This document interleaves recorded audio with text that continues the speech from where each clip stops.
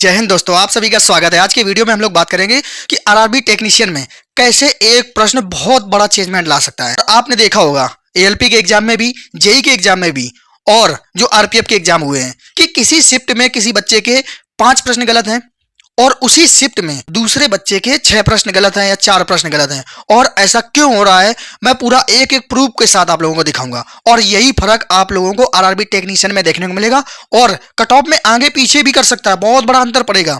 कैसे आप लोगों को दिखाता हूं।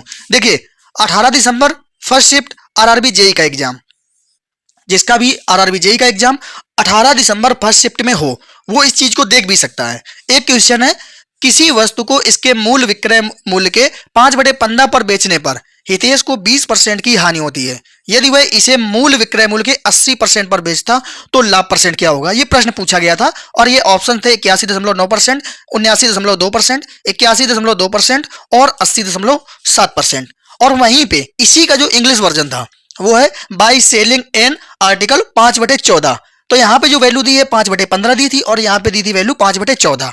तो आप लोग सोच रहे होंगे कि ये दोनों सवाल अलग अलग हो सकते हैं और उसके साथ साथ ऑप्शन मैच करा लीजिए। इसके जो ऑप्शन दिए हैं सेम चारों ऑप्शन है और सेम चारों ऑप्शन यहाँ पे भी दिए हैं, आप लोग देख सकते हैं। यहाँ पे 81.9 दिया है तो ये हमारा हो गया 81.9, यहाँ पे 79.2 दिया है, यहाँ पे 79.2 हो गया और यहाँ पे 81.2 है तो ये 81.2 हो गया और यहाँ पे 80.7 है तो ये 80.7 हो गया। सिर्फ जो ऑप्शन है उनका जो क्रम है वो बदला हुआ है। साथ ही पूरी की पूरी लैंग्वेज यही है।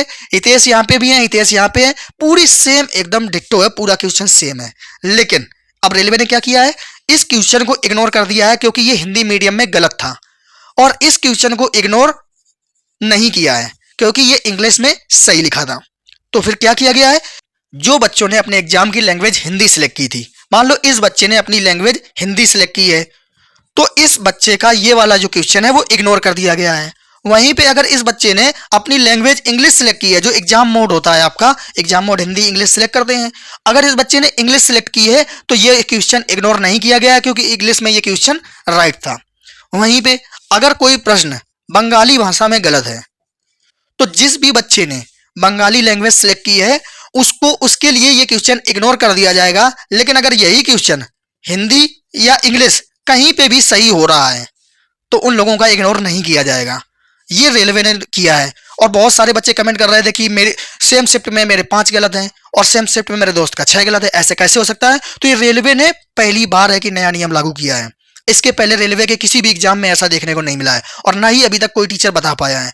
मैंने पूरा एक एक अच्छे से एनालिसिस किया, इतनी शिफ्टों का डाटा इकट्ठा किया, इस प्रश्न के पीछे की क्या असली वजह है, पूरी एक एक चीज खोजी। आप भी जानते हैं कि आप लोगों को हमारे चैनल पर फैक्ट और डाटा पे वीडियो मिलता है और पूरा प्रूफ के साथ। तो आप लोगों को मैंने स्क्रीनशॉट भी दिखा दिए थे जब मैंने ये क्वेश्चन दिखाए थे। तो आप लोगों को अब तो यकीन हो गया होगा कि टेक्नीशियन में कैसे फर्क पड़ेगा।